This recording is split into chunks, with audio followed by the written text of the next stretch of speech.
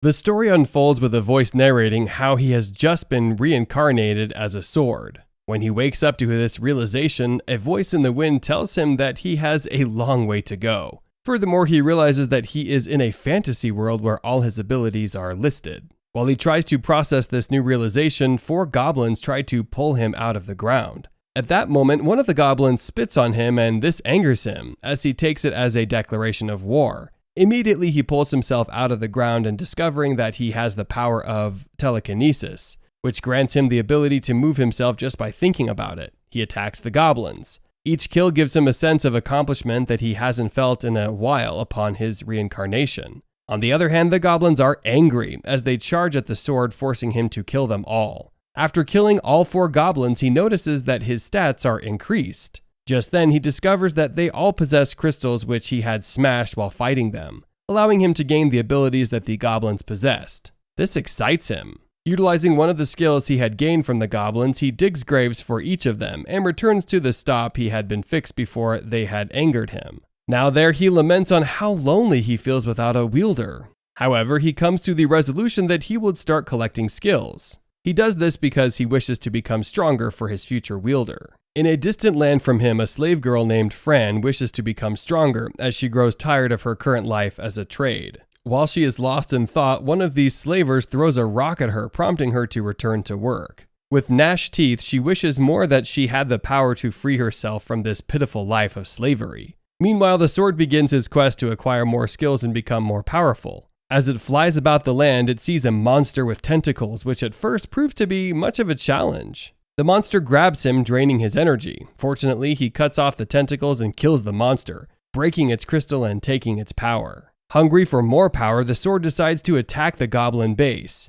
There he sets his sight at the Goblin King, and in one charge successfully cuts off his head. This causes the goblins to panic. However, he sees the goblin mage and attacks it too, eventually wiping out the goblins and stealing their power. This act takes his sword art to level 3. At this point, he realizes just how astonishing a swordsman his wielder will be once they find him, and this makes him excited. Back at the slave camp, one of the slavers is about to hit a woman when Fran jumps in. With this act of insolence, the slaver commands her to bow down, and she does so immediately. This is possible because of the device which the slavers have put on their necks and wrists of the slaves, allowing them to obey commands without thinking. The slavers laugh at her futile attempt to be brave when she is pathetically weak. On the other hand, the sword continues its quest as it seeks out more powerful monsters and slays them. Having fought off a large number of monsters, he finds himself in an open land with no monster in sight. Getting there, he opts to land and puts itself on the ground to scout the area. With no monster in sight, he tries to fly away but is unable to. At this point, he realizes the reason why the monsters avoid the area. Apparently, the forest drains the power of the monsters that hover around it. Still sick, he is optimistic that a beautiful elven warrior would pass by and pick him up. However, it doesn't happen as he expects, as hours, days, and months pass with no one knowing about his existence. At this moment, he becomes desperate to be wielded by anyone who would be so nice to pull him out. Meanwhile, the slavers get attacked on their way by a 2-headed bear. Scared for their lives, they command the slaves to stand still and remain as bait for the bear, allowing them a chance to run. Unfortunately, the bear catches up with one of them and kills him, freeing the slaves from his command. This allows the slaves a chance to run away. Fran, however, tries to attack the bear with a stick, but it hits her as she lands right in front of the sword. Determined to be strong, she grabs the sword, and this allows him a chance to communicate with her using telepathy. Just as she is about to pull it out, the bear approaches her, but in a split moment, and just as the bear is about to get her, she pulls it out and flies into the air. With the sword in her hands, he tells her to equip him and unlock its full potential. When she does this, she acquires extraordinary swordsmanship and skills that make her strong enough to charge at the monster and eventually slay the beast. With the monster dead, the second slaver reveals himself and commands her to hand over the sword. However, using telekinesis, the sword kills the slaver and frees her once again from her bond as a slave. After that, he begs her to be his wielder, and she accepts wholeheartedly, as the two seem to have found what they have always wanted, a wielder for the sword and power for Fran. How extraordinary do you think this partnership between Fran and the sword would be? Fran, a young girl from the Cat clan, meets an S-level adventurer who reincarnated into a sword. and uses the sword to attack some goblins, and also finds out the sword has telepathy, which could make them communicate effectively. She starts calling the sword Teacher since he teaches her all she needs to know. After a battle, she cleans him with respect, and Teacher determines in his heart to do anything to support and help Fran. After this, Fran walks away mindlessly and finds some goblins. The goblins are fighting against an adventurer, Rendell, who is guarding a man on his mission to Alessa. Fran removes the sword and swings it without mercy, thereby killing all of the goblins. The surviving goblin runs away to tell the others of the risk. After the fight, Teacher tells him to conceal the fact that they can communicate with each other. And also, Rendell comes to her to appreciate her for saving him and tells her he is going to Alessa. He asks if she will follow them, but she at first thinks that he wants to give her a lift. Teacher tells her the adventurer wants her to keep protecting them until they reach Alessa, and she accepts to follow him. She enters his cart, and as they talk, he tells them that there is strife in the Moru Plains. Fran doesn't understand what he means. He further explains that Maru Plains is an A-list magic realm, and due to the fight at Maru Plains, the weaker demons are outside in the forest and the strong ones inside. Teacher immediately finds out he is the cause of the fight. Rendell continues and tells them the fight is a result of the death of an S-ranked adventurer, Fenrir. And just as Teacher had said, he is the cause. Fran asks Rendell if he knows anything about the magic sword just so Teacher will know his history. But Rendell says he doesn't know much about it. As they journey, Rendell talks about adventurers and their journey. He tells Fran that adventurers are warriors who take missions to kill demons for a sum of money. And Fran gets interested in being an adventurer. She finds out she will earn a lot of money and she needs it. As they arrive at Alessa, Teacher sees several other weapons with great classes like him, and wonders if he is that important. But Fran tells him he is the awesome sword that saved her, so he's important. They walk towards the Adventurer Guild. The receptionist, Nell, a young girl who wears glasses, is angry at all the adventurers at the guild because of how some of them speak to her, but she keeps her cool. Fran arrives to meet her, and when Fran tells her she wants to join the guild, she calmly tells Fran that she is too young for such a mission, as being an adventurer is risky. Fran insists on her choice, so she tells Fran that a test is usually done before an adventurer is admitted, and asks if Fran wants to do the test. She takes Fran to Donodrond, the examiner with so much magical strength that his aura frightens anyone that comes to him. Nell assumes that Donodron's appearance would make Fran fidget, but Fran remains calm. Teacher reads all of Donodron's strengths and finds out he is much stronger than them, and he will probably be the strongest person Fran has fought yet. But Fran determines to fight. Donodron makes his first attack, and shockingly, Fran dodges it. She jumps on the mountain as he attempts to hit her again. She dodges all the attacks until she sees her sword, technique, and dragonfly to defeat Donodron. Nell is shocked at this and she asks who Fran is. Eventually, Fran is taken to Klimt, the head of the guild, who asks for the secret of her skill, but she tells him she can't tell him. He admits her and takes her to the crystal. They ask her to choose a class she wishes, but when they check the class she qualifies for, they find out she qualifies for several classes. She chooses the sword mage class and collects her adventurer card. She goes to speak with Nell and purposefully throws out all her demon possession from the demons she has killed. She sells it at the guild and gets 195,000 gold. She walks away to get a place to sleep, but some poor adventurers try to attack her. She ignores them based on the teacher's advice, but they do not stop. They call her a thief and remind her she is from the stupid Black Cat clan. They say she planned with Nell to get her possessions sold at a high rate. When Nell comes to correct that initiative, they attempt to attack Nell. Fran defends Nell but doesn't use her weapon. She fights with her hands and leaves. Nell orders that the adventurer pay damages of 100,000 gold, else they won't leave. As Fran walks away, a dwarf adventurer with appraisal skills figures that her sword is a living intelligent sword. Fran and her teacher are heading to the market to get some items to embark on their journey. They begin to look for a good store to get some armor for Fran to use in her adventures. As they move around the market, Garus walks up to them and tells them to come and purchase armor from his store. Fran's teacher uses an appraisal to get information about Garus. Fran uses her mind to communicate with her teacher for a while, and they both decide to follow him to his store and check out his armor. Garus tells her that he would love to sell her his armor because she is worthy of it. Fran and her teacher walk into the store and they both see a variety of weapons which will be useful in their adventures. Fran tries out the new armor and her teacher encourages her to get it. This makes her very happy. Garu suddenly begins to pay more attention to her sword because he has God's sight, and he can see that her sword is no ordinary sword. Fran's teacher suddenly speaks out, affirming that the blacksmith is correct in his suspicions. Her teacher asks about a sword in his shop and he decides to give it a test to see how strong it can hold. Garus becomes amazed at how powerful her sword is after Fran uses it to cut his blade in half. Garus analyzes her attack and her teacher begins to acknowledge the blacksmith as a nice guy. Garus also goes ahead to tell them about a legendary sword formed by a great and legendary blacksmith, who is capable of making swords that can tear the skies. Fran's teacher begins to wonder if he is made by a legendary blacksmith, but Garus tells him he is not a legendary sword, and Fran's teacher apologizes for suggesting it. He then asks the blacksmith if he can make a scabbard, which Garus in reply promises to make them the best scabbard there is. Fran's teacher suddenly provides him with a lot of equipment and that they could use to make the scabbard, and Garus becomes surprised.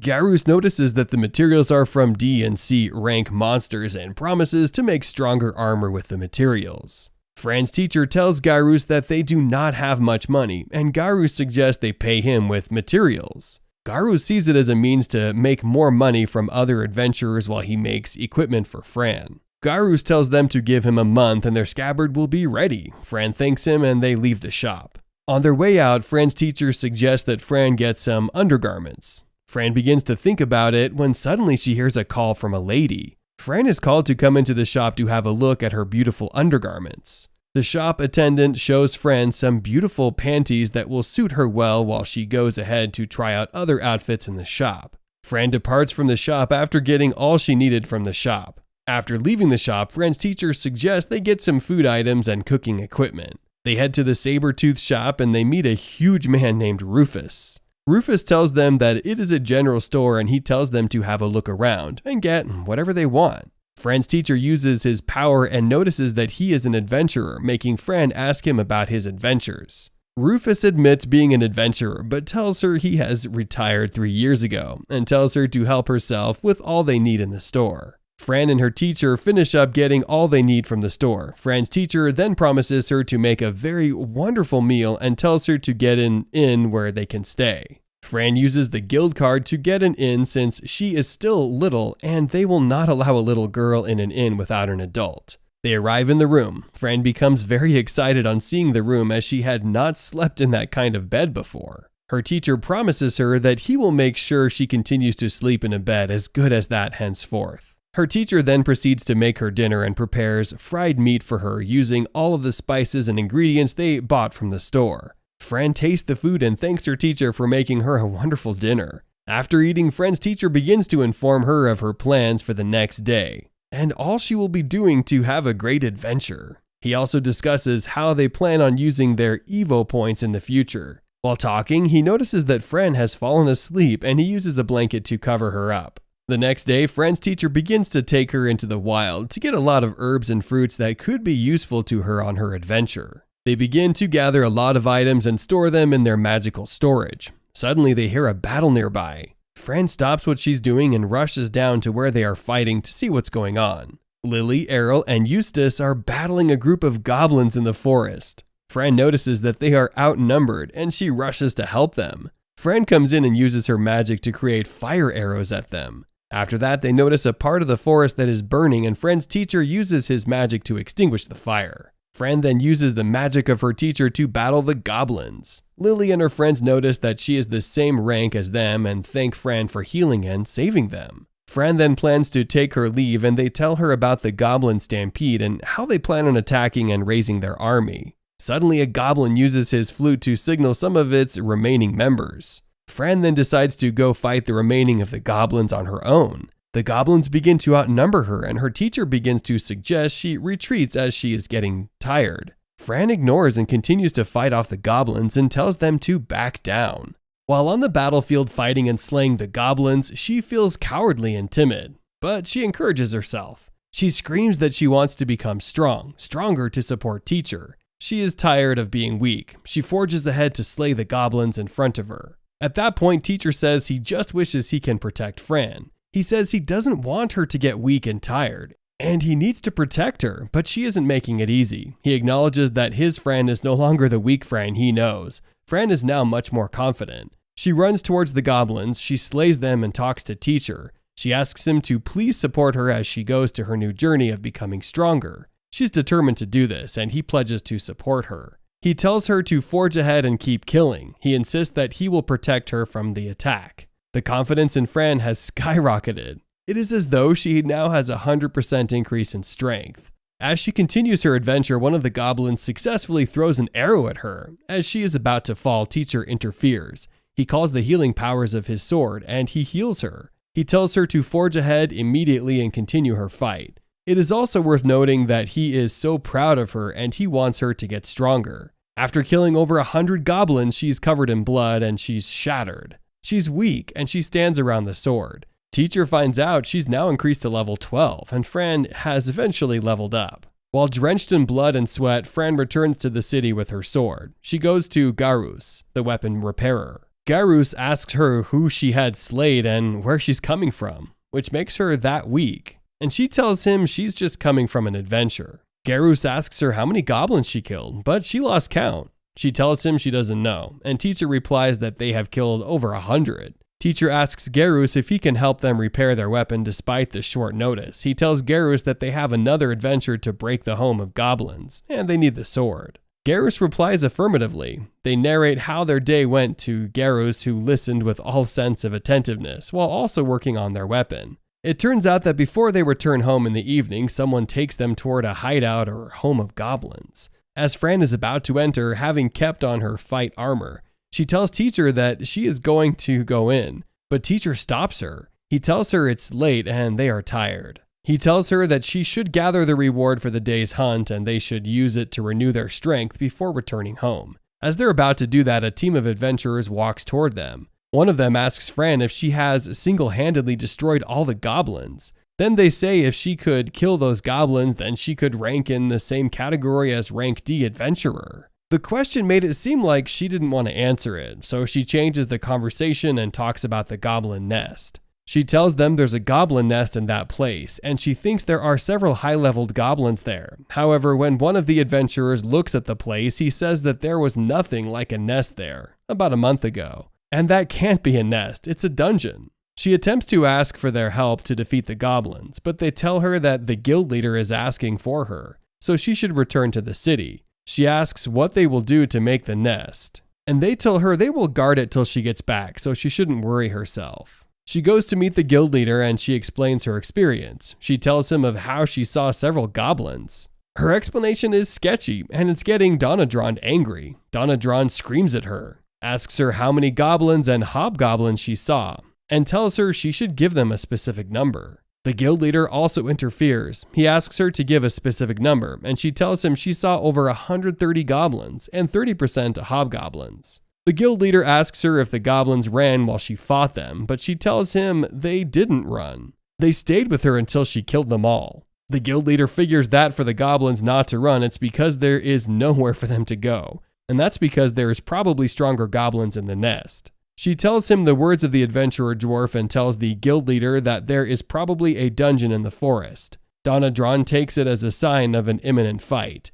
The guild leader shares the same fear. He tells Donadron to immediately organize a group of adventurers from the rank F to the top. And these adventurers should take the responsibility of fighting the dungeon. The guild leader tells Fran that for her involvement in bringing such a thing to their notice, he will promote her to rank F so she can go with the team warriors. She protests that she hasn't completed her missions for rank G, but he tells her that for her to single-handedly defeat that many goblins, she deserves the promotion. And they are in the middle of a pandemic, so they do not need the usual rules. They narrate this to Garus. He congratulates her on her promotion and tells her it's well-deserved. He puts a crystal by the weapon they want to repair, and it immediately repairs itself. He gives the weapon back to them, and teacher is shocked as how fast it was repaired. Garus tells teacher that the crystal works as a catalyst, and its mana works by instantly repairing any weapon. He says the crystal diminishes as it's used, and teacher asks for the price. Garus tells him the crystal is an arcane blacksmith skill and it's very potent. Fran isn't interested in that conversation. She asks Garus what a dungeon means. And that's what her mind has been on ever since that conversation with the adventurers. Garus satisfies her quest for knowledge and tells her a dungeon is a punishment from the god of chaos. It's just like the god of chaos is determined to test humanity, so the god of chaos sends a dungeon to Earth. The first step of the process is to first send a dungeon crystal. This crystal will draw all the strongest monsters in the forest to the place, and they will all become leaders. Not only are these monsters strong, but they are also given strength by God. Also, it is rumored that gold and diamond are always in the dungeon. He tells them the gold and valuable things in the dungeon serve as the god of chaos's gift to any courageous person who gets to defeat the monsters in the dungeon. As Garus finishes his story, naive Fran asks him if the god of chaos is good or evil. Garus tells some people see the god of chaos as good.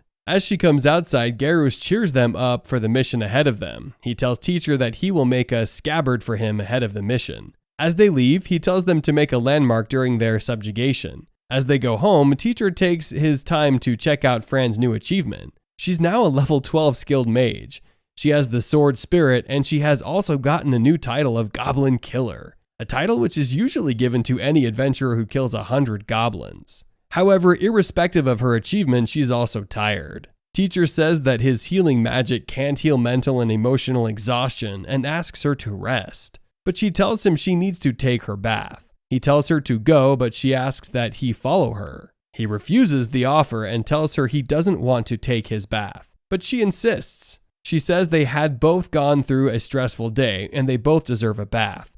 She drags him to the bathhouse. At the bathhouse, Teacher wonders if Kat also likes to bathe. He asks her if she likes to take her baths, and she replies affirmatively. As she bathes him, Nell arrives. Nell tells her she has disobeyed the law by bringing her weapon to the bathhouse, and tells her her weapon isn't allowed. They apologize to her and they go to eat. At the table, Fran tells Nell that she had a stressful day with her sword, which is why she decided to take a bath for her sword and apologized again. Nell tells her she heard Fran is also going for the goblin subjugation. She encourages Fran and tells her she knows she will do well. However, she begs Fran not to overexhaust herself. She says if the stupid deputy captain had assigned knights for the guild leader, then the burden of killing goblins in the dungeon won't be on the adventurers. She explains that the deputy leader has the responsibility of picking a team for such a purpose. She also says if Amanda is around, then the mission will be a walk in the park. Trusts Fran to ask her who Amanda is.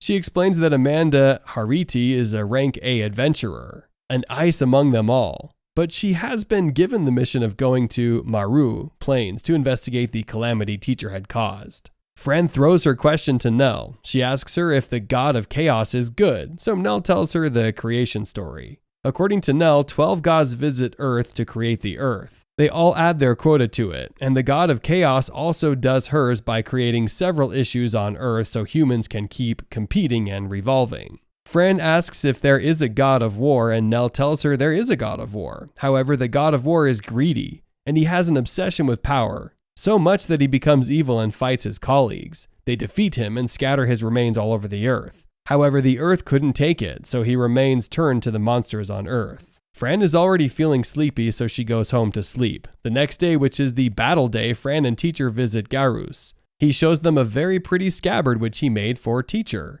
Teacher is so excited that he jumps into it. Garus shows them there's a way Teacher can come out of the scabbard without Fran's help. They join the other adventurers, and Donadron, the leader of the team, tell them they have to defeat the king and queen first, then the dungeon master. As they prepare for their attack, the goblins come to attack. Teacher tells Fran to join the warriors in fighting. As she gets to the lower goblins, they run away from her as they have seen she's a goblin slayer. She saves one of her colleagues from dying, but Teacher can't use the crystal from the killed goblin in public, so he tells her to go to the dungeon. The dungeon is filled with goblins, so she jumps using the Madair jump, which they have obtained from one of their fights. She uses the tri-explosion to destroy some of the goblins before moving forward to use Fire Blast. She attempts to enter the dungeon and kill the king and queen. On the other hand, in the dungeon master celebrates that he has caught the humans unaware, but he doesn't know what's in stock for him too.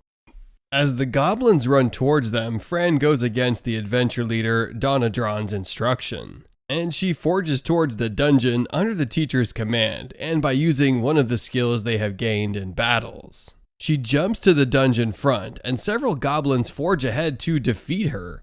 The other adventurers are scattered to fight the goblins, as it seems as if the goblins are also taking advantage of their attack to attack them in return. This gives Fran the opportunity to jump into the dungeon. Donna-Drond and another top adventurer enter the guild with her, and Donna-Drond is angry that she has disobeyed the instruction that no one should enter the dungeon without being commanded to. The top adventurer tells Donna-Drond that they should forge ahead with Fran, so Fran won't get to the goals first and take it all. It is obvious that Fran is excited about her new powers. He runs towards the dungeon with so much happiness that teacher has to calm her down. He tells her she shouldn't overwork herself like she did the day before, and she should also understand that the dungeon is a very deadly place and she is at risk. She reassures him that she will be fine as she has the skills needed, and he tells her that if it happens that they are overwhelmed, they will use the teleportation feathers they brought with their gold to disappear from the dungeon. Teacher needs crystals to get more strength so they can defeat the goblins, so he tells her they will only fight the useful goblins with valuable crystals in them that they can use, and they will avoid the weak goblins with no crystals. This way the other troop coming behind them can also see goblins to kill. She accepts his decision, and as they approach the goblins he uses his parallel thoughts and they slay them. He takes the crystal and the goblins killed while he avoids the goblins without crystals. He tells Fran that if the other adventurers arrive and they see dead goblins without crystals, they should suspect her. So he decides to use dimension storage to store the dead goblins in his realm before moving on. He notices Fran is getting stronger and more confident in her ability, and he comments on her excellent work. She's super excited to get a commendation from him, which pushes her to do more. As they continue avoiding the weak goblins, the weak ones come together en masse and attempt to attack them. He tells her that they do not need these goblins, so he uses his double chant, which is the union between the parallel thought and fires javelin, and he uses it to destroy all the goblins. She tells him that his parallel thought skills are getting better, and he remembers the time he asked Fran to use parallel thought. Fran uses the skills and she gets them, but she complains to him. But she doesn't like the skills as it gets her weak. He figures that he could only use it because he isn't human. They continue in their adventure in the dungeon until they find another way inside the dungeon. They figure the dungeon is huge and wide, and they assume the master of the dungeon is probably hiding in the lower dungeon. As they approach the dungeon, they sight two hobgoblins. The hobgoblins run away immediately after they see her, and she rightly assumes that they are going to call their king and queens. On the other hand, Donna-Drond and the other adventurers arrive at the dungeon. They pass through the places Fran has destroyed, and they kill some of the goblins she has left for them. One of them talks about how Fran has finished most of the mission, and the other replies that she at least left some of the goblins for them. At that point, Donna-Drond figures exactly what the teacher has feared. He tells the others that for a goblin invasion, the dead goblins he is seeing on the floor doesn't equate to the numbers that should be there, and the dead goblins should be more than that. They assume that the invasion isn't as huge as they had assumed, but they do not know that some of the bodies have been hidden. One of the adventurers asks Donna-Drond who Fran is. He tells them that Fran is just a low-level adventurer, but her sword and her skills are level 7, which puts her on the same level with high and advanced adventurers. The adventurer replies that since Fran has the skills of high adventurers, they do not have to be bothered about her. But Donna-Drond replies that Fran is still a kid, and she could make mistakes due to her oversight, so they should hurry and catch up with her. As Fran and teacher continue their adventure, they get to a place where they see several goblins rallying around a particular goblin. Teacher should see the strong aura coming from the goblin, and he figures the goblin is the king and queen. He remembers his encounter at Maru Plains and how the other small goblins ran to the king and queen for protection. Fran is excited about the goal ahead of her, and she asks teacher if she should forge ahead and fight, but he tells her they have to be careful. He says she's going to fight the king and queen and not the other goblins, so she can't go there without a plan. He creates a plan immediately, and he tells her that he will distract the goblins with magic while she will attack during the distraction. The plan goes well with Fran, and Teacher uses his parallel thoughts and double chant again. He calls for Fire Blast and Fire Javelin and throws the fire at the goblins. As the fire dies down, he asks Fran to use her skills to defeat the other goblins. But as she flies there, she is faced with an unexpected surprise. She finds out all the goblins are dead, including the king and queen that she has been excited to kill. She starts crying and gets angry at Teacher. She calls him a thief and says he has stolen her goblins. He persuades her and tells her he didn't know the goblins will be that weak, and he apologizes to her. She decides to forge ahead, hoping that she will find more goblins to kill. Also, she figures the reward for the adventure hasn't arrived, and some of the other goblins are running away from her. She finds a door which she confidently enters, and Teacher assumes the goblins they have killed might not be the dungeon master, and the dungeon master may still be ahead of them. They enter the room and they see shiny lights. The light forms into bugs, and a large number of ladybugs attack them. This is an unexpected attack, and Teacher had to use his appraisal to find out the levels of the ladybugs. He finds out that they are army beetles, and although they do not have great skills, they have high rewards, and they will earn much from killing them. Fran is excited to get another opportunity to show forth herself after Teacher has stolen her last opportunity. Teacher tells her that due to the size of the beetles, he will use his telekinesis to join them together, and she can defeat them at once. He does so, and she cuts through the beetles with her sword. They call that stage a bonus stage, as both Fran and Master are excited to win and fight the beetle. For 30 minutes, they keep fighting beetles, and with little stress. Fran's joy ends as she feels tired. They figure the beetles are calling for reinforcement, which explains why they can't destroy them completely. The army beetle leader, the kin, summoned 5 with the greatest skills join the fight. Teacher asks Fran if she is done enjoying herself, and he uses his tri-explosion to defeat all the beetles. They assume their mission has ended, and Teacher tells Fran that she has now been promoted to level 17, and she has gotten the skill of a kin summon slayer. However, they both see another door in front of them. As they get near the door, both Teacher and Fran could feel the aura of something strong. Even Teacher acknowledges that what is in that room is stronger than what he had encountered in Macau. He senses the demon in that room is probably a C-ranked monster, Glutton Slime King. Before entering it to face that threat, he figures out the need to empower Fran with more powers. He gives her the all-resistance skills, which will help her resist any attack. They employ the sensory boost so that it will sharpen her senses, and it will help her figure where the attacks may be coming from. Then he gives her regeneration, a skill that will make her heal fast.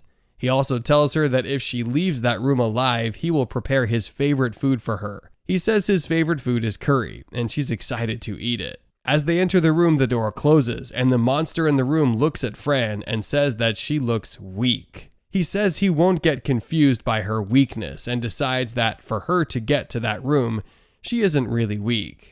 At the guild, the receptionist feels so much concern for Fran that she goes to meet the guild leader, Klimt, and asks Klimt if he is sure that Fran will be fine. Klimt tells her that the guild is a recently built one, and it can't have so many enemies, so he's sure that they will be fine. On the other hand, Donna Drond and the other adventurers get to the door of the room Fran is in. The mana they sense from the room is so strong that they knock and hope that they can join the fight and save Fran, but the door is locked. In the locked room, Fran sees the real dungeon master, a weak goblin who knows he can't secure the dungeon, and has to employ a demon for the job. He commands the demon to kill Fran immediately, but the demon tells him he can't be commanded, and says he will kill him if he commands him again. Teacher attempts to use his appraisal to get the skills the demon has, but he finds out the demon has 6 secret skills.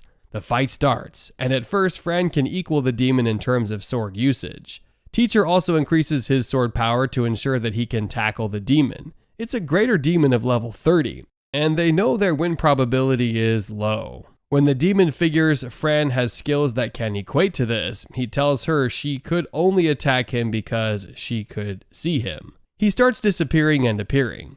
His first attempt, he cuts off Fran's hands. Teacher stands up by himself and uses his fire guard to guard Fran and restores her hands.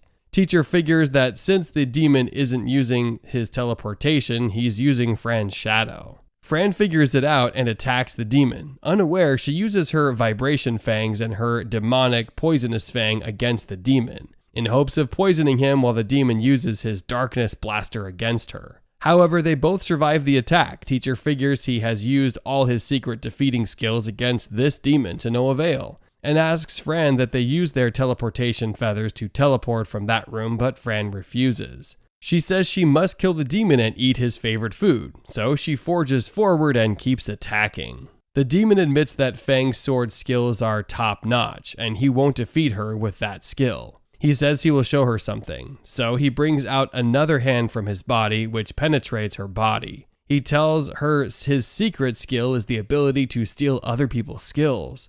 So he has taken over her sword skills, so there's no way she can use the sword to defeat him again. He tells her to prepare to die, and she also gives up in her heart. Teacher gasps in fear as he watches the greater demon use his imaginary hand and his power of skill taker to take away Fran's magical skills. At this point, Teacher feels there is no way they can survive the encounter, but as the greater demon jumps at Fran to kill her, he tells her he won't kill her straightforwardly. Instead, he will torture her to death for the stress she has caused him. He jumps at her, but she dodges him and crawls towards his back. She jumps at him and stabs his back. She forges at him, and she keeps hitting his sword. The greater demon wonders if his skill taker power didn't work, and he wonders what's going on. Teacher is also feeling the same dilemma. He asks Fran if she can still use her sword skills, and she replies affirmatively. He thinks of what could have happened and figures that the sword skills Fran is using belong to him. So practically, Fran has no sword skills. The skill she is using is a borrowed skill that she got from Teacher, and there is no way the greater demon can take a borrowed skill. With that being established, Fran keeps using all her powers to fight back. She refuses to give up, and the greater demon feels overwhelmed. The dungeon master asks the greater demon if he is tired. The dungeon master rightfully assumes that Fran is strong. He reassures the greater demon that he will defeat Fran, and he calls out strongest elite goblins. About 4 master goblins come out with his magical powers. He orders the goblins to defeat Fran and every other invader and adventurer outside, then they will enter the city and destroy Alessa. As Fran hears that they plan to destroy the city, she tries to process the information, but she hasn't gotten herself fully before the goblins descend on her. Luckily, the greater demon, who is embarrassed that the dungeon master counts him so incompetent that he brought some goblins to help him with his job, angrily uses magic to send the goblins back. The dungeon master looks in awe as all his goblins scatter in the air. The greater demon tells the dungeon master that he used a dark magic called the Black Bomb, and if the dungeon master disturbs his fight again, he will kill the dungeon master himself. He faces Fran. He tells her he's tired of the confrontation, and that she is not fit for him. He says it isn't fun for him to tackle a person and says he will instead destroy the whole village, so it's about time he kills Fran and gets moving. He attempts to use very great skills, a power with so much aura that Teacher himself knows what's coming at them. Won't be easy. The greater demon calls the power the Darkness Voltiser, and it's like a volcano. He throws it right at Fran and the ground shakes. Outside the war room, Donadrond and the other adventurers feel the strength of that magic. They see how it sounds and the ground shakes. They wonder if Fran is still alive, and they know quite well that if Fran is still alive, it is no doubt a miracle. Donadrond attempts to use one of his dark magic, which he calls the Wild Impulse, to cut off the door, but it doesn't work. They figure out that no matter how hard they try, the door can only be opened from the inside. Inside the room, the greater demon tells Fran that she was lucky to dodge that attack, and she won't get so lucky the next time. At this point, Teacher tells Fran that there is no way she can survive, and she can't defeat the greater demon alone. So he brings out their magic feather for teleportation and tells them to use it. But Fran takes the feather. She agrees that, considering her present strength, it's suicide to keep fighting the greater demon. But she has heard the dungeon master say that if they kill her, they are going to Alessa.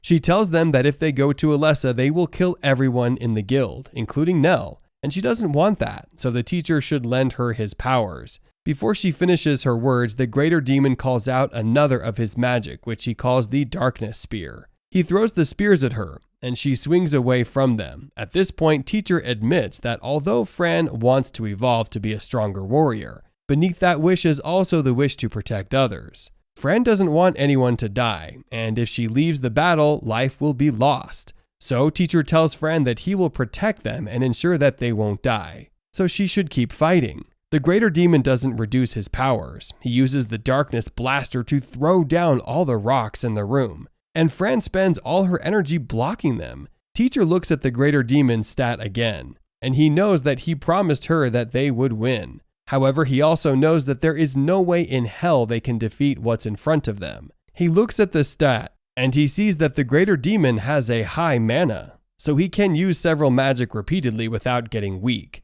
He figures they can't defeat the greater demon with the sword, and tries to see if the greater demon has any weakness that could kill him. The greater demon uses Black Bomb, and he starts attacking indiscriminately, but teacher figures he is avoiding the dungeon master. They know that during the battle, the greater demon and the dungeon master do not really like each other, so teacher wonders why the greater demon is protecting the dungeon master. Having come to a realization that there is something about the dungeon master that is making the greater demon protect him, he tells Fran to attack the dungeon master. As Fran throws her fire arrow at the dungeon master, the greater demon goes to protect the dungeon master. They remember the words of Donadrond, which he said before they entered the dungeon. Donadron had told them that if the dungeon master is killed, the dungeon will close by itself, and every goblin or demon inside of it will die. Since it was the dungeon master who summoned the greater demon, then the greater demon will die when the dungeon master dies. They decide to use their magic to attack the dungeon master. As they attack with their fire arrow and 4 javelin, the greater demon uses all his powers to protect the dungeon master. Teacher realizes that when the greater demon is using his protection, he couldn't attack them. He formulates a way that they could win the battle. He knows that if they keep looking for the dungeon master, the greater demon will keep protecting him, so they have to go for the greater demon. He figures that the greater demon has exhausted some of his energy, so he asks Fran to stop the attack. The dungeon master uses his magic perception to recharge his mana. During this period, teacher tells Fran that they will set the greater demon up. He tells her to use the wind to throw the sword at the greater demon and distract him while she attacks. As she throws the sword, the greater demon wonders why she is throwing her sword away. He sees teacher flying towards him. He figures out what Fran is trying to do and says he will build his defense in such a way that Fran won't be able to attack him. He builds his defense, but teacher dodges through it. Teacher is planning to attack the crystal in the greater demon's heart, and he focuses on what he wants. However, he is about to hit the chest. The greater demon holds the sword. He knows the greater demon has great mana, but he also activates his mana to break through the greater demon's hands. The greater demon is shocked. He wonders what type of sword it is and his shock grows bigger. And he hears teacher speak. Teacher calls him a foolish demon and tells him he will revenge for every piece of pain Fran has felt. The greater demon sees as teacher activates his ultimate mood and skill he calls the telepult. He uses this skill to cut the crystal in the demon heart, and the demon dies. Unfortunately, teacher has also lost a lot of mana. He breaks as a result, and Fran runs to meet him. Fran picks the pieces up of his body as she cries. She wonders if that will be the end of her relationship with teacher. And while she cries, teacher activates himself. Teacher says the greater demon's crystal is sweet. He tells Fran never to assume he is dead again, as he can renew his strength with the use of crystals. Fran calls him a dummy. She asks him not to scare her in such a way again, and she cries to him. As they catch up happily, the dungeon master feels he won't lose. He goes to the crystal and attempts to use the power of the goddess to call another demon. But before he does that, Fran uses the greater demon's sword to break his goddess stick. The dungeon master asks Fran if he wants to kill him, and tells Fran not to kill him. He tells her that even if she does kill him, he will keep resurrecting. He brings out his scapegoat wristband and wears it. He tells her that as long as he has the band, he can't die. Fran then cuts off his hands. She tells him the problem has been solved. She gives a hand to teacher who keeps it. She attempts to kill the dungeon master, but teacher stops her. They see the dungeon core changing color and acknowledges the dungeon master is dead. The dungeon crumbles and everywhere returns to normal. Fran comes out to meet Donadron. Before coming out, they hide the greater demon's sword.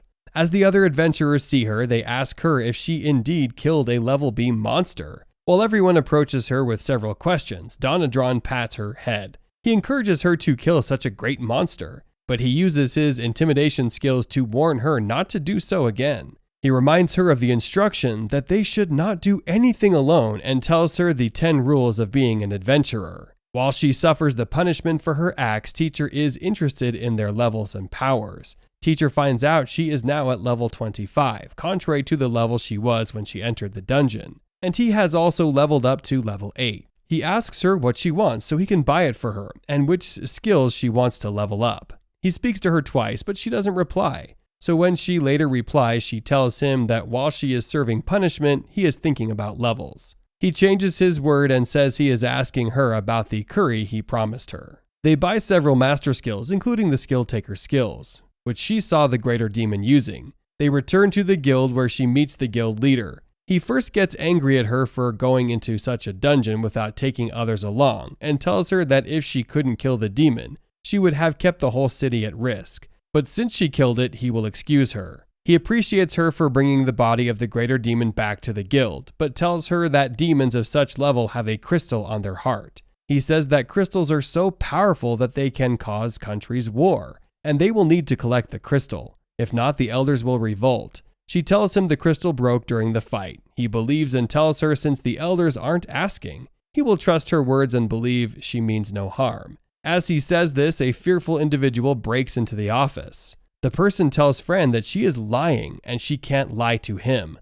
Following the great adventure at the dungeon, it is no hearsay to admit that Fran and Teacher have leveled up to one of the greatest levels as an adventurer, and they are, at this point, one of the very best, if not the best. Also, since they killed a level B greater demon, they have gained a new class, and they have earned new skills. They are presently at their report to the guild master, Klimt, and Klimt is asking for the greater demon's crystal, which should be on every demon. But the one for the greater demon has been used by Teacher to regenerate when he killed the greater demon, so they do not have it. Fran tells Klimt that the crystal was misplaced during the fight, and she doesn't know how the crystal disappeared. Following her great works at the dungeon, Klimt has no option but to believe her. But a weird-looking man who they do not know enters the office and says that Fran is lying. Both Fran and Teacher look at the man in shock, and Teacher acknowledges that he didn't feel the presence of that man when he entered, and he can't figure out why he couldn't feel his presence. Irrespective of that, this man tells them that Fran is lying. He claims that his unique feature is that he can figure out when someone is lying. At that point, Fran asks him who he is, and she doesn't know or recognize him. He screams and asks her how she doesn't know him. Then he introduces himself as August Alsand, the vice captain of Alessa Knight. The word knight rings a bell in the ears of both Teacher and Fran suddenly remembers what Miss Nell has told her before. Before going to the dungeon for the fight, Miss Nell has earlier told Fran that the knights are meant to give the guild some warriors to fight the war. But the vice captain of the knights hates adventures, and that's why he has insisted that he won't release his knights. Fran figures August is the knight that hates adventures. August continues and tells them he has the essence of falsehood skills, and he can see through deceit and lies, so it will help if Fran doesn't like him. He tells Klimt that saying the crystal disappeared is a lie, and that Fran should be punished. Fran insists that she isn't lying, but August gets angry. He says she has no right to lie in the presence of a noble, and this makes Teacher more inquisitive. He decides to check August's appraisal. He finds out August is a level 30 knight. But when he checks his qualities, August's skills and qualities are too low for a level 30 knight. He has level 1 sword skills, and he also has a presence concealing ring. Teacher realizes that the presence concealing ring is the reason he didn't notice when August entered the room. Upon checking on August, he finds out August indeed has essence of falsehood skills, and he asks his appraisal skills for the meaning of the essence of falsehood skills. He finds out the skill means the owner can tell when a person is lying, and he also has the power to make his words sound true and convincing. Teacher finds out August has been using his skills to convict people wrongly, and on one account he accuses a girl of stealing some property even when she actually found it. He knows the truth, but he accused the girl purposefully. August goes to Klimt. He tells Klimt he is sure that the crystal isn't lost. Fran has lied to him, so Klimt should give him the authority to punish Fran. Klimt refuses, and he angrily asks Klimt if Klimt wants to allow a person who lied to a noble go scot-free, and insists he will punish Fran. At this point, Klimt tells him that even if he releases Fran to him, Fran is a very strong adventurer, and there is no way August can defeat Fran. It is obvious that Klimt still thinks Fran is telling the truth, but August insists on his convention. Klimt tells him that he can't handle Fran, and that Fran was the one that single-handedly defeated a level B greater demon, so he is nothing in the presence of Fran. He resigns to fate and says that if Klimt wants him to forgive Fran, then Klimt must give him the demon's body, and the other loot that they got from the dungeon, but Klimt refuses. Klimt reminds him that when they asked for knights to help them with the quest, the knights refused to help them. August says it's because they do not know how risky the dungeon is, and that's the reason they can't release knights. They had to be sure the dungeon was a risky one before he could drop his noble knights, and now he is sure the dungeon wasn't difficult, which explains why a little girl could destroy the dungeon, so he doesn't regret his decision not to give them knights. Klimt tells him that they are fine without the knights, but the major point is he shouldn't think of getting any of the dungeon loot, even when he didn't join the fight. He insists he will report Fran for disrespecting him and lying to him. Klimt says he is sure Captain Urus, the captain of the knights, wouldn't have refused their request for knights. And he is sure the request didn't get to Urus' table, and it was August who single-handedly threw away the request. August speaks defensively and asks Klimt not to think of dividing the knights. Klimt tells them that the crystal, as well as everyone that comes from the greater demon, belongs to Fran. So even if she refuses to release it, she isn't at fault. Klimt asks August to leave without causing much trouble, and says if he does, he will report to Captain Urus that August didn't release knights for the subjugation. August becomes like a typical crybaby. He says if Klimt tells Urus anything, then he is weighing a war against Sir Holmes, which is his father. To settle the fight, Fran brings out the last proceeding of the dungeon with her. She tells them she will give them what she has, and August expects that it's something valuable only for August to see her holding goblin horns. He gets angry with her and pushes her away. The horns fall down from her hands and she falls too. August angrily speaks to Klimt, telling him he didn't teach Fran how to respect the nobles, while Fran is also angry and furious that August pushed her away. She is flaming red, and she tells Teacher that she will kill August.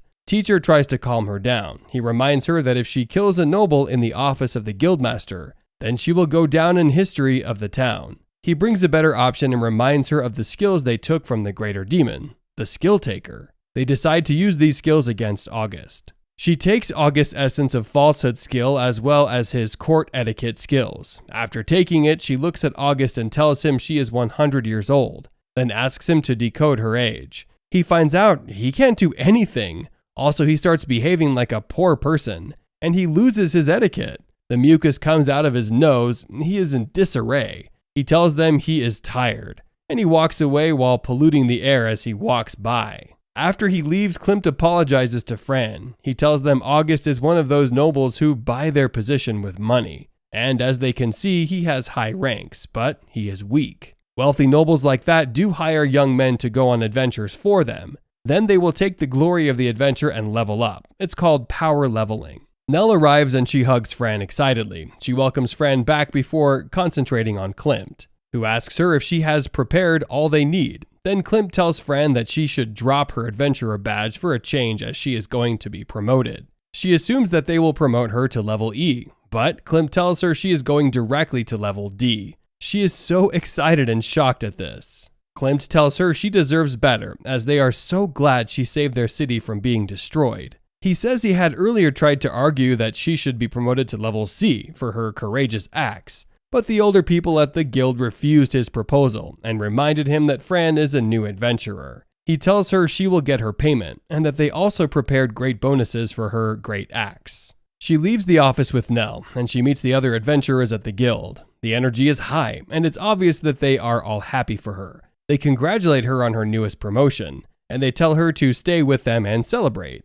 Based on Teacher's advice, she decides that since she has enough money due to excess bonuses and payments, she should buy drinks for them. She happily announces that all drinks taken in the guild that evening will be paid for by her. She celebrates throughout the day, and she returns to her inn that night with Teacher. That night, Teacher thinks about how far she has gone and how much she has grown. He remembers that he has promised her curry soup the next day, and he thinks of how he will fulfill his promise. On the other hand, August is having the most miserable day. He is scratching his body, and he's behaving irrationally. He keeps itching his head. He finds it difficult to comfort himself. The following day, just as teacher has promised, he takes Fran to the woods, and he prepares to make her the curry stew he promised her. He used his spells to gather all the ingredients necessary for the stew, and he prepares it. She enjoys the first set of the stew as she eats it with rice. Then he prepares different versions of it for her, the bland, the mild, and the strong version. It's obvious Fran is enjoying her day. As they leave the woods, they see a man waiting for them. The man asks her if she knows August, and she recalls that August is the rude noble that fell into her trap. He tells her that August is looking for her, and he doesn't know how she relates to August. He tells her August behaved badly in the presence of his father, Count Holmes, and he has been sent away, but he keeps asking for Fran. The man tells him August is a bad person, and she should be careful. She continues her journey feeling guilty for what she has done to August, but teacher reminds her it was August who looked for their trouble first.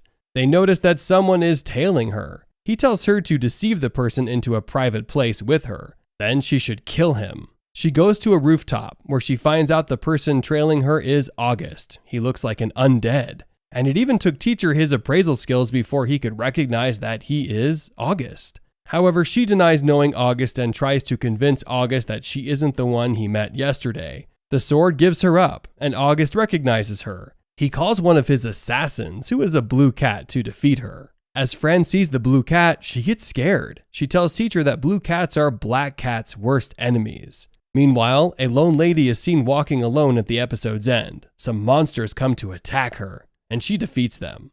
Fran looks so scared as the blue cat comes to meet August. Guiron tells August not to worry, saying he will teach Fran a lesson and that black cats and blue cats are enemies. Fran mentions the name Blue Cat repeatedly, and she shakes. Her hands shake from holding the sword, and teacher also feels scared that something is definitely wrong with Fran. He acknowledges that he has never seen Fran in this type of mood before, and he tries to ask her why she hates the blue cats that much. On the other hand, August looks at the situation and assumes he's on the winning side. He screams and dances around, singing that the thousand slasher Guiron, a great blue cat warrior who fought and won the Battle of Lutz and was declared the hero of the Battle of Lutz, will help him win the battle against Fran and the teacher. The teacher notices how nervous Fran is. He also admits that he's never seen Fran look that weak, and even when they were fighting the greater demon, Fran was still optimistic, but this is a mood he's never seen. He asks Fran why she feels scared of the blue cat. Fran explains to him that about 100 years ago, the blue cats deceived the black cats, and they made a wrong decision, killing most of the black cats and making them the lesser species. Even after the betrayal of 100 years ago, the blue cats also make it a duty to fight and sell black cats as slaves at every opportunity. On the other hand, Guiron sounds sure of his victory as August commands him to cut Fran into two so he can get his perfect revenge for what Fran and teacher did to him. Guiron looks at Fran. He sees her hands shaking and asks her if she is scared of him. The scene Fran sees in front of her reminds her of when she was traveling down to that city with her parents. She says that she encountered a lot of blue cats with her parents, and they got into fights at every opportunity. She thought they would die. Teacher realizes Fran's fear of the blue cats is deep, and it's not something she can shake away. Guiron goes nearer to her again and whispers into her ears, asking her if she's afraid. She refuses to reply, and he answers herself. He says she's afraid,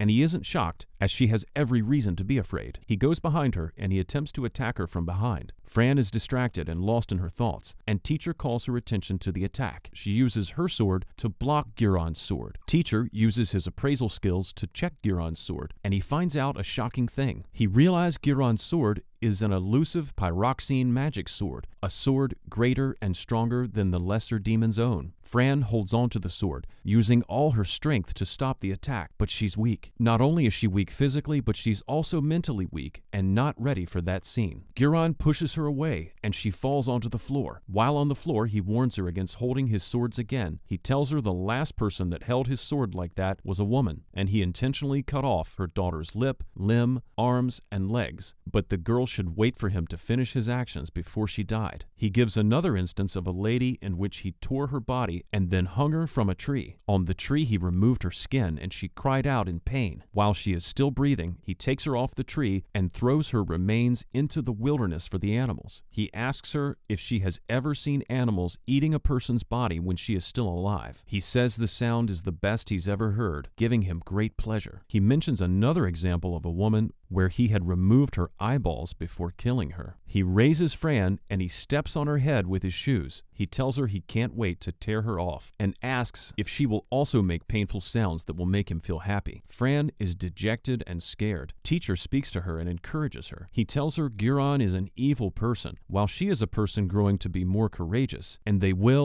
must defeat Guron. Teacher tells her he can't allow a person like her to lose to a demon like Guron. Upon hearing Teacher's words, she feels more encouraged. She appreciates Teacher for his words, and her countenance changes. Her mood lifts, her eyes get brighter, and her strength shines, so much that Guron notices something has changed. He's no longer seeing the timid black cat, which he has intimidated, and he sees a black cat that is booming with confidence. She stands on the floor and removes his legs from her head. He angrily asks her what right she has to look at his face, and says he will kill her and get done with it. He raises his sword against her, which is a shock to him when Fran defends against his sword. He's shocked, but he tries to cover it up, and she asks how many black cats he has killed. He first tells her 5, but says he has killed so much that he actually stopped counting after killing the 10th. She tells him it's time for his judgment, and she will get revenge for every black cat he has killed. He looks at her, wondering what she will do. Within a split second, Fran cuts off his hands and takes his sword. He doesn't know what has happened. It happens so fast that it takes him minutes to recover. By the time he recovers to what's happening around him, he sees Fran putting his hands into the dimensional storage. He screams,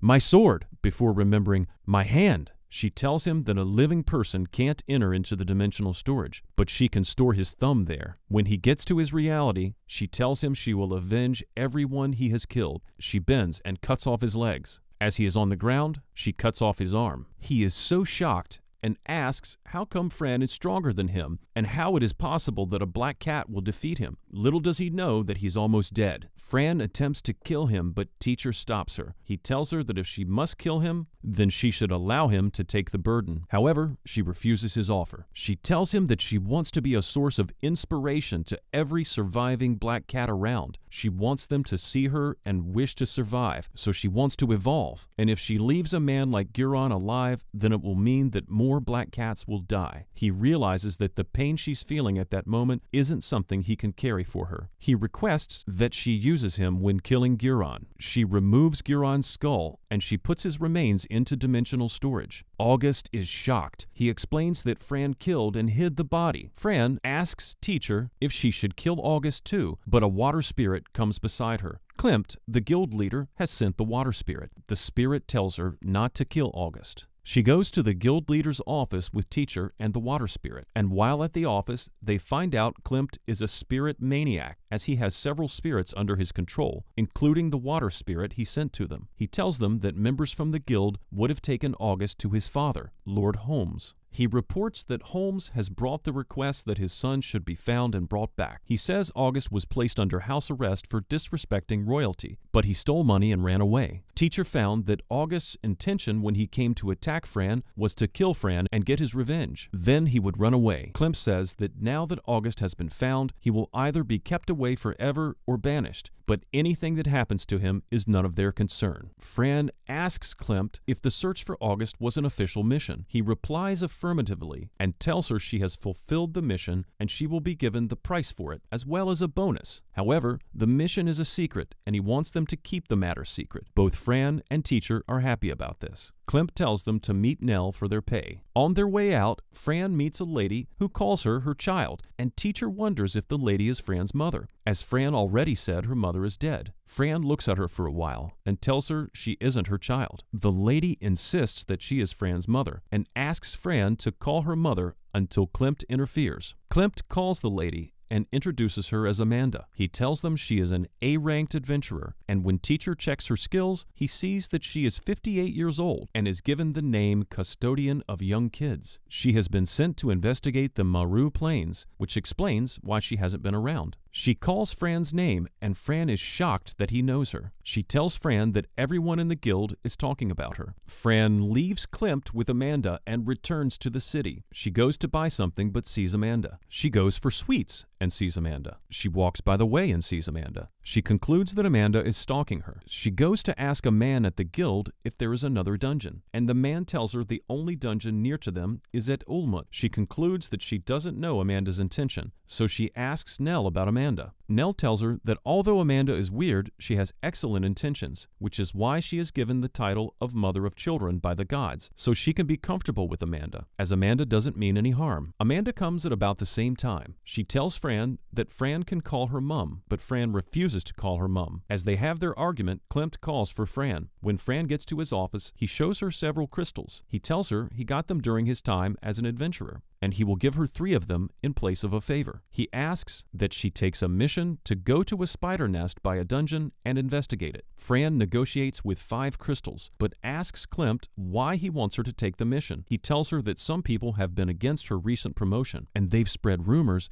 that he's taken a liking to her and doesn't want to be associated with liking a young girl, so she should take the mission to prove her talent. He also offers to give her a pass to the Ulmut dungeon if she succeeds in this mission. Amanda breaks into the office. She insists that she will go for the mission too, and Klimt allows her. At home, Fran asks if the dungeon will be difficult, but he tells her that since the dungeon has been cleared, they can't meet a demon like the greater demon. He brings out the crystals they have and uses them. He levels up again and gains several skills. One of them catches his fancy, the Kin Summon skill, and he anticipates using it. They depart on their mission, which becomes more difficult than expected, as Amanda is seen attacking them as the episode ends.